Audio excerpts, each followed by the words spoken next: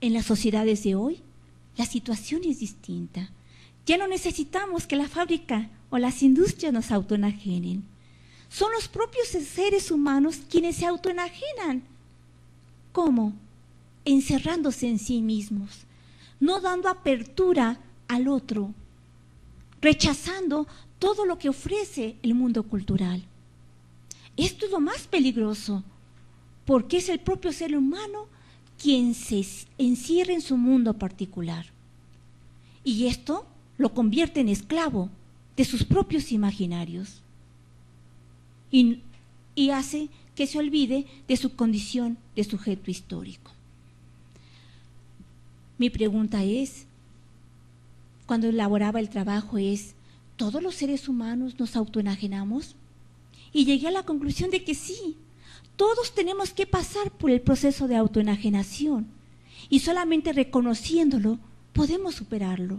Solamente voy a poner un ejemplo de la autoenajenación para que vean qué problema tan fuerte tenemos que enfrentar. El enamorado. ¿Ustedes se han enamorado algún día? Bueno, pues el enamorado se autoenajena de la siguiente manera. Piensa tanto y dedica tantas horas, tantos minutos de su existencia en pensar en la persona amada, que se olvida de sí mismo. Esto es gravísimo, porque primero tenemos que ocuparnos de nosotros. Y solamente cuando nos ocupamos y nos conocemos, podemos ofrecérselo al otro. Entonces vean, yo por ejemplo, tengo que reconocerlo públicamente, me autoenajené por 8 años. Es que ahora, después del tiempo que ha pasado, imagínense, yo no iba a fiestas, ni a cine, ni a convivios familiares, ni a reuniones de amigos, porque tenía que estudiar a Gadamer, que es una de las hermenéuticas más complejas. Como todas las hermenéuticas, me imagino, pero en este caso yo me dediqué a estudiar a Gadamer, ¿no? Y a todos lados donde iba, lo primero que hacía era meterme a las bibliotecas a preguntar por los libros de Gadamer, ¿no? Entonces, todos nos autoenajenamos, y qué bueno que nos autoenajenamos, porque cuando lo descubrimos, podemos superar esa etapa, ¿no? Otro problema más, el problema de la estulticia, que es un concepto que tiene que ver con el sujeto que no tiene convicción, que no tiene juicio, que no tiene palabra, porque lo único que hace es acatar lo que los otros le digan. Es un sujeto que no se aprecia, que no quiere reconocer que es un sujeto con una existencia capaz de ser construida, sino que deja que otros se responsabilicen de su vida.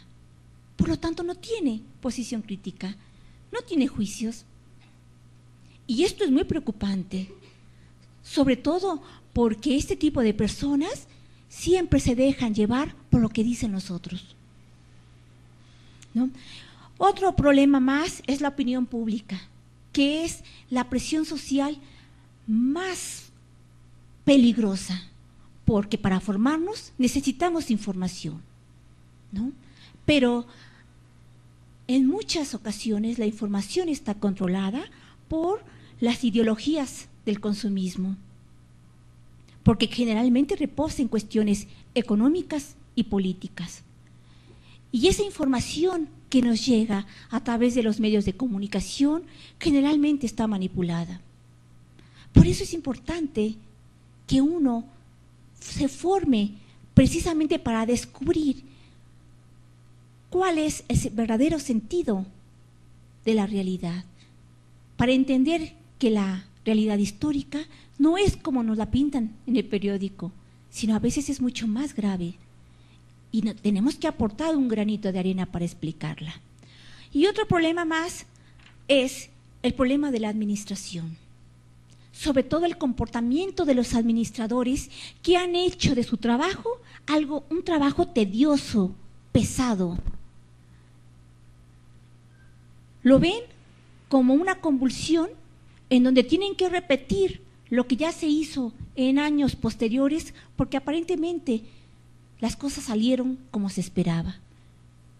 Ese comportamiento del administrador que no propone nuevas maneras de hacer su trabajo, hace que se autoenajene. Pero yo pienso que la administración, como la opinión pública y como todos esos problemas que he estado señalando, pueden ser resignificados, pueden dárseles otro valor y a través de ellos nos podemos formar, solamente que se requieren de ciertas condiciones.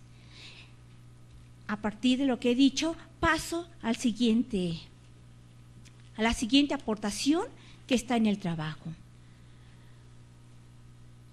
¿A través de qué conceptos puedo entender la trascendencia y devenir del concepto como la bandera de nuestra existencia y como la bandera del desarrollo de la humanidad? Pero también a través de qué conceptos yo puedo en la vida cotidiana formarme para enfrentarme a todas esas series de obstáculos que se dan en las sociedades modernas derivadas del capitalismo o de las políticas neoliberales.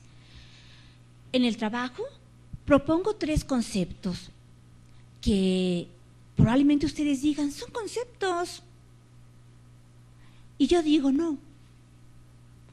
Son conceptos porque tienen un cuerpo teórico y metodológico, pero pueden convertirse en detonadores para explotar la vida cotidiana y para que uno se dé cuenta en qué lugar está parado y para que uno pueda formarse, pueda transformarse y pueda acceder a la segunda naturaleza, que es el mundo de la cultura.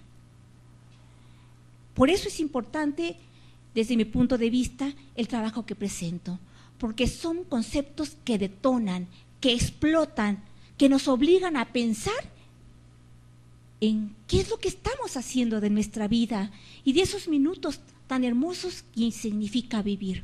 Bueno, empiezo con el primero, que es el concepto Epimelia Kurazui, que es un concepto alemán y que sus raíces están en la tradición antigua griega, que significa inquietud de sí mismo y que traducido en América Latina significa ocuparse y preocuparse de uno mismo. Y yo creo que esa es la tarea que tenemos que hacer, porque generalmente, y esto lo dice Nietzsche, y lo dicen también muchos grandes filósofos y estudiosos, el ser humano es la persona que no se conoce quién es, porque le han impuesto tantas caretas, o él mismo por su necesidad se ha puesto tantas caretas que no sabe quién es. Entonces, lo primero que tenemos que hacer para formarnos es empezar por conocernos y cuidarnos a nosotros mismos, no en el sentido, como lo ha marcado el consumismo, de tener un cuerpo esbelto. Claro que hay que cuidar el cuerpo, porque ahí habita nuestro ser, pero también tenemos que empezar a cuidar